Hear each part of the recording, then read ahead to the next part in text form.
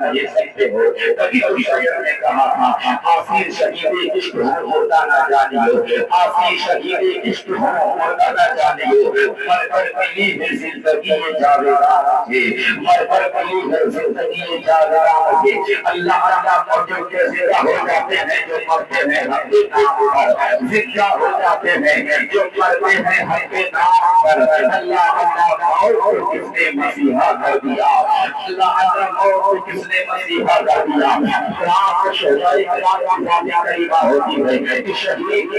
شہادت کا جام پی لیتا ہے تو ہمیشہ کے لیے زندگی جاوید ہو جاتا ہے. شہید کبھی مرتا نہیں ہے بلکہ شہید ہمیشہ کے لیے زندگی جاوید ہو جاتا ہے. تبھی تو اللہ قرآن کے دوسری پارے میں کہتا ہے, اللہ نے اس آیت کریمہ میں فرمایا کہ شہیدوں کو مردہ نہ کہو, اور دوسری آیت کریمہ میں فرمایا کہ شہیدوں کو مردہ سوچو بھی نہیں, شہیدوں کو مردہ گمان بھی نہ کرو. وَلَا تَحْسَبَنَّ اللَّهَ صلی اللہ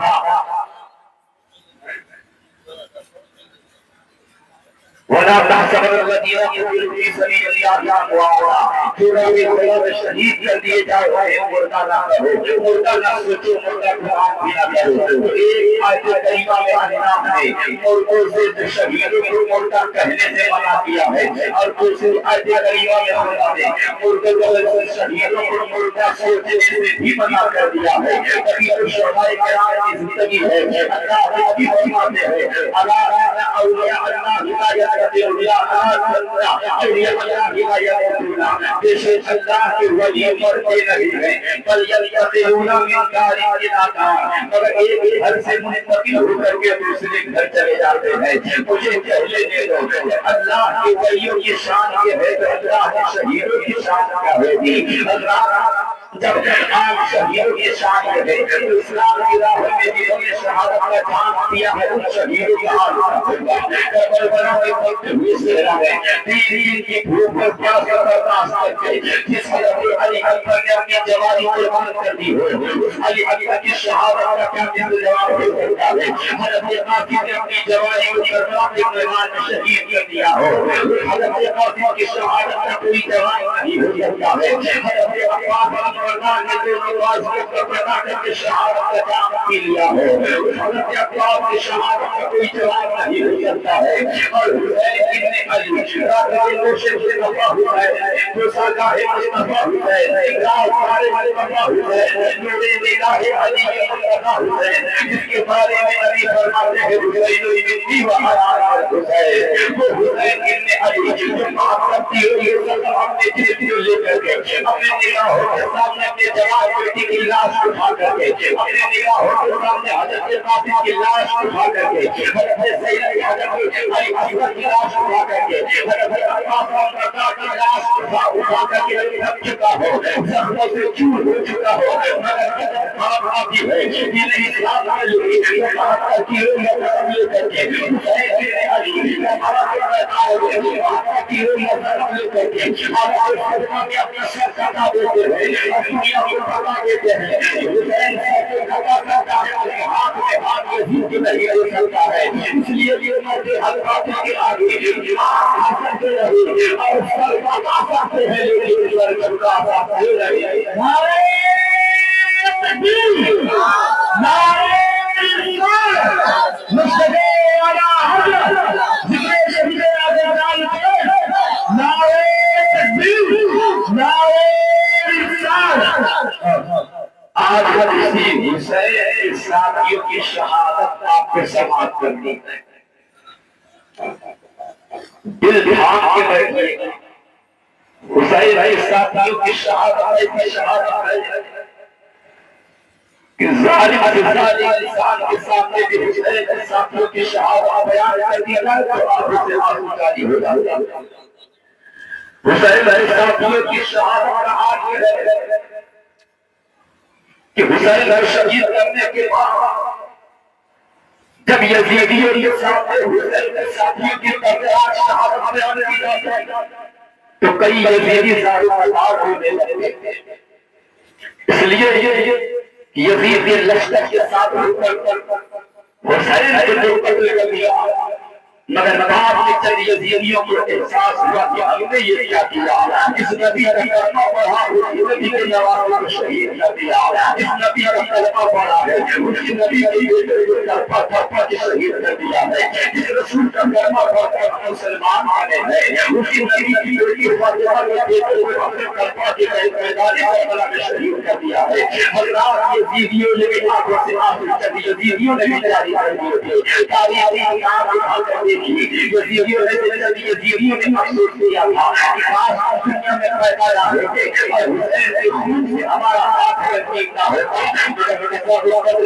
فیصلہ منظور ہونے کے جیتا تھا، اس کے پچھتاوے سے زندگی ہونے والا تھا، اسے اصلی شقی اور پکڑ کر ہی دنیا سے گئے تھے۔ حضرات حسین نے علی کے ساتھیوں کی شہادت ایسی ہے کہ اگر ایسی شہادت ایسی ہوئی ہے کہ انسان کو حسین کے ساتھیوں کی شہادت پہ روتے ہی ہے، جنات بھی حسین کے ساتھیوں کی شہادت پہ روتے ہیں، اور قسم خدا کی حسین کے ساتھی کو ایسے ساتھی تھے کہ اللہ ایسا ساتھی سب کو عطا فرمائے جن کو پتہ یہ تھا کہ حسین کے ساتھ ہمیں بھی موت کے گھاٹ اترنا ہے، اور حسین ابن علی نے چراغ اٹھا کے کہہ دیا تھا کہ ہو سکتا ہے چراغ کی دیوانے میں نگاہوں سے نگاہیں بنا کر کے نہیں جا سکتے، انہوں نے چراغ سے بجھا دیتا ہے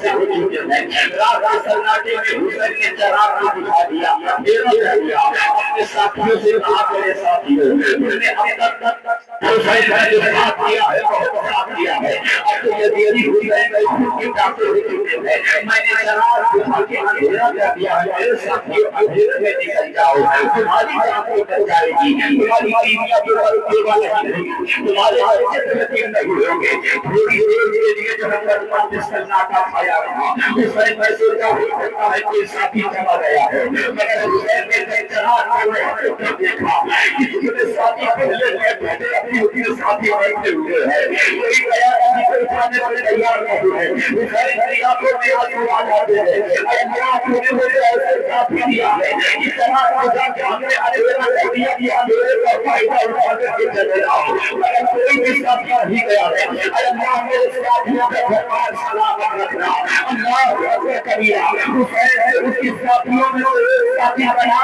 حضرت امام مسلم ابن علی رضی اللہ تعالیٰ عنہ ہے، جو امام حسین کے چچیرے بھائی ہیں، امام حسین کے چچا بھائی ہیں، اس لیے کہ امام حسین کے والد حضرت علی ہیں اور حضرت مسلم کے والد حضرت عقیل ہیں، حضرت عقیل اور حضرت علی دونوں سگے بھائی ہیں، علی کے بیٹے حسین ابن علی ہیں اور علی کے بھائی علی کے بیٹے حضرت مسلم ابن عقیل ہیں۔ اس طریقے سے حضرت امام مسلم حضرت حسین پاک کے چچیرے بھائی ہیں، اللہ کے نبی صلی اللہ علیہ وسلم کا نواسا حسین ابن علی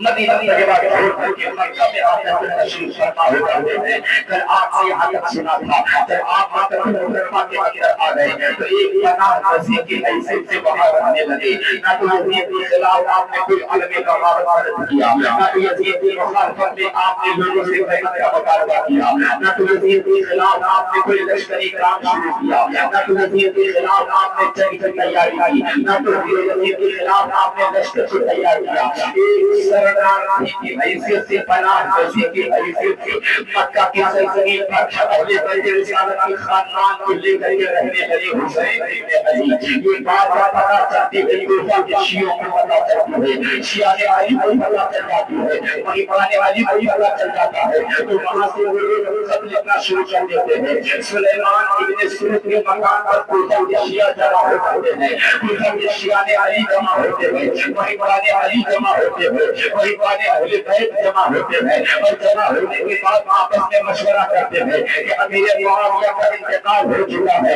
اور وہ کا ناخلف بیٹا یزید تخت رشید ہو چکا ہے، اور حسین ابن علی نے اس کی بیعت کا انکار کر کے مدینہ چھوڑ کر کے مکہ چلے آئے ہیں، تو لوگوں نے آپس میں مشورہ کیا کہ حسین ابن علی کو کوفہ آنے کی دعوت دی جائے، حسین ابن علی کو کوفہ بلایا جائے۔ چنانچہ سب لوگوں کے اتفاق رائے سے ایک خط تحریر کی جاتی ہے کہ اے حسین ابن علی، ہمارے سر پہ کوئی امام نہیں ہے اور ہمیں یزید کی بیعت نہیں کیا ہے، ہم آپ کا انتظار کر رہے ہیں۔ اور کوفہ کی سرزمین پر یزید کے گورنر صحابی رسول حضرت نعمان بن بشیر کوفہ کے گورنر بن کر کے تشریف فرما ہے، مگر ہم ان کے ساتھ جمعہ کی نماز میں بھی شامل نہیں ہوتے ہیں۔ اس لیے اے حسین ابن علی، آپ ہمارا خط پاتے ہی شہر کوفہ تشریف لے آئیے تو ہم آپ کے ہاتھ سے بیعت کر لیں گے، ورنہ اے حسین ابن علی، اگر آپ ہماری دعوت پہ نہیں آئیں گے، ہمارے بلانے پہ آپ نہیں آئیں گے، تو ہم ظالم یزید کے ظلم و ستم سے تنگ آ کر کے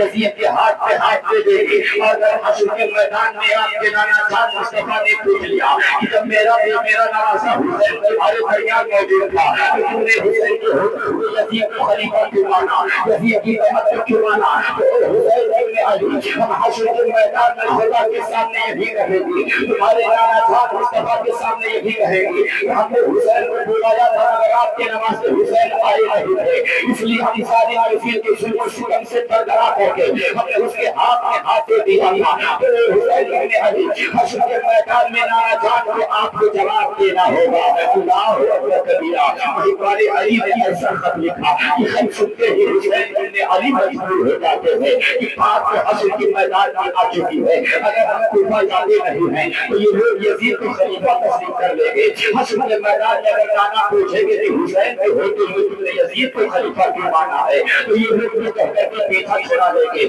ہم نے حسین کو آنے کے لیے کہا تھا مگر حسین آئے نہیں تھے، ہم نے حسین کو بلایا تھا مگر حسین آئے نہیں تھے، ہم نے حسین کو دعوت کی تھی مگر حسین نہیں آئے تھے۔ حضرات، یہ جرم کا منصوب مضمون دیکھ کر کے حسین ابن علی اتنے مجبور ہو جاتے ہیں، اس رات جو اتنے مجبور ہو جاتے ہیں کہ کوفہ جانے کا ارادہ کر لیتے ہیں۔ حسین ابن علی کا ارادہ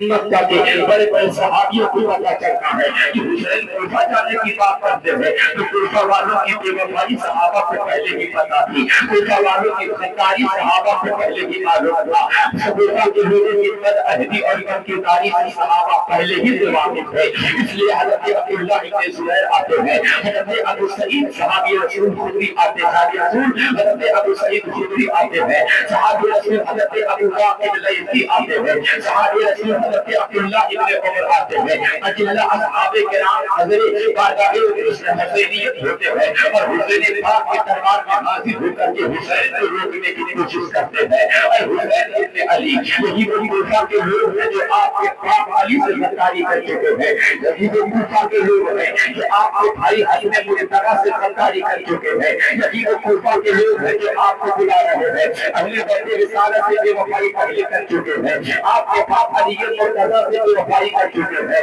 آپ کے بھائی حسن مرتضیٰ سے برا جو ہے بے وفائی کر چکے ہیں۔ اس لیے آپ ان کے بلانے سے مت جانا، ہرگز مت جانا، ورنہ آپ کو بلا کر آپ ہی کے خون کے پیاسے ہو جائیں گے۔ اللہ اکبر کبیرہ۔ حسین ابن علی نے ان لوگوں کو خط دکھایا مگر صحابہ راضی نہیں تھے کہ نبی کا نواسا حسین کوفہ چلا جائے، اس لیے نبی کو صحابہ رہتے رہے اور نبی کو صحابہ روکتے رہے۔ حسین ابن علی نے سوچا کہ تو نبی کے میرے نانا جان کے صحابہ ہیں، یہ روک رہے ہیں تو رکنا ہی پڑے گا۔ تو ایک صورت دیکھیے امام حسین کے سبب میں یہ آئی کہ ہم فی الحال ہم خود نہ جائیں تاکہ صحابہ کو تسلی ہو جائے، اور صحابہ کی تسلی کے لیے اپنے مسلم بھائی کو اپنا نائب بنا کر کے مسلم امیر کو کوفہ بھیج دیتے ہیں۔ یہ کوفہ جانے کے بعد وہاں کے حالات اگر اچھے رہیں گے تو خط لکھیں گے تو صحابہ کو تسلی ہو جائے گی، اور اگر کوفہ کے لوگ مسلم امیر سے بے کریں گے، بے وفائی کریں گے تو ہم جو ہے حشر کے میدان میں جواب دینے کے لیے اسے شرعی مل جائے گا کہ ہم نے مسلم امیر کو اپنا نائب بنا کر کے کوفہ بھیجا تھا، مگر کوفہ کے لوگوں نے بدعہدی کی تھی، اس لیے ہم کوفہ والوں کے شہر نہیں گئے تھے۔ حضرات، اس طریقے سے امام حسین اپنے بھائی حضرت مسلم ابن عقیل کو تیار کرتے ہیں، ارشاد فرماتے ہیں او میرے جانسار بھائی مسلم بن عقیل، تم تو کوفہ جانے کی تیاری کرو تاکہ صحابہ کو تسلی دی جا سکے اور انہیں شرعی مل جائے۔ حضرت مسلم بن عقیل کوفہ جانے کی تیاری کرتے تھے. جب حضرت مسلم بن عقیل تیار ہو جاتے ہیں کوفہ جانے کے لیے تو آپ کے دو چھوٹے چھوٹے بچے ہیں, ایک کا نام محمد ہے اور ایک کا نام ابراہیم ہے. آج ہمارے اور آپ کے بھی گھروں میں یہی ہوا کرتا ہے کہ جب باپ گھر سے باہر نکل کر کے کہیں جانے لگتا ہے تو بیٹے آ کر کے قدموں سے نکل جاتے ہیں, ابا ہم بھی چلیں گے. ہمارے کے ساتھ یہی ہوتا ہے, آپ کی اولادیں ہیں تو آپ کے ساتھ یہی ہوتا ہوگا. آپ کتنا بازار جائیں یا ادھر گھر سے نکلے تو چھوٹے بچے ضد کرنے لگتے ہیں ہم بھی چلیں گے, ابو ہم بھی چلیں گے. کبھی کبھی ایسا ہوتا ہے جہاں بچوں کو منع کر دیتے کہ ابھی نہیں لے جائیں گے, مگر کبھی کبھی بچوں کا طریقہ دیکھا نہیں جاتا ہے, بچوں کا مسئلہ نہیں دیکھا جاتا ہے. بچوں جب باپ کے گلے لگا کے کہتے ہیں ابا ہم بھی آپ کے ساتھ چلیں گے تو باپ اپنے بچوں کی محبت کو دیکھ کر کے مجبور ہو جاتا ہے اور اپنے بچوں کو لے کر کے کبھی دولت بھرتا ہوا نظر آتا ہے, کبھی جس کو ہر بار لے جا کر کے نظر آتا ہے. حضرات کسی طریقے سے حضرت مسلم بن عقیل کوفہ جانے کے لیے تیار ہو جاتے ہیں. جو چھوٹے چھوٹے ننھے بچے ہیں, ایک کا نام محمد ایک کا نام ابراہیم ہے, وہ بھی اپنے ابا مسلم بن عقیل کے گلے کو پکڑ کے رونے لگتے ابو ہم بھی چلیں گے, اے ابا جان ہم بھی آپ کے ساتھ سفر میں چلیں گے. حضرات بچوں کا رونا مسلم بن عقیل کو دیکھا نہ گیا, بچوں کا رونا مسلم بن عقیل کو دیکھا نہ گیا, بچوں کا بھڑکنا مسلم بن عقیل کو دیکھا نہ گیا. اور شفقت قدری فرماتے ہوئے قبول فرما لیا, ہاں میرے بچوں کو دونوں میرے ساتھ شہر کوفہ کو چلے. حضرات کے نام مسلم بن عقیل رضی اللہ تعالی عنہ حسین ابن علی سے اجازت لیتے ہیں, اپنے دونوں بچوں کو لے کر کے مکہ المکرمہ سے باہر نکل جاتے ہیں, شہر کوفہ کی جانب رواں ہو جاتے ہیں. کئی دن کا سفر کرنے کے بعد حسین ابن علی کو نائب کر کے حضرت مسلم ابن عقیل کوفہ کی سرزمین پہ تشریف فرما ہو جاتے ہیں. جس دن حضرت مسلم بن عقیل رضی اللہ تعالی عنہ کوفہ کی سرزمین پر پہنچتے ہیں, کوفہ کے تمام مہمان علی جمع ہو جاتے ہیں اور حضرت مسلم بن عقیل کے ہاتھ کے امام حسین کے نام پر 12,000 کوفی جو ہے بیعت کو تسلیم کر لیتے ہیں. حضرات مہمان نوازی کا عادت یہ ہے کہ لوگ مسلم بن عقیل کے ہاتھوں کو چھوتے ہیں, لوگ مسلم بن عقیل کے پاؤں کو بوسہ دیتے ہیں.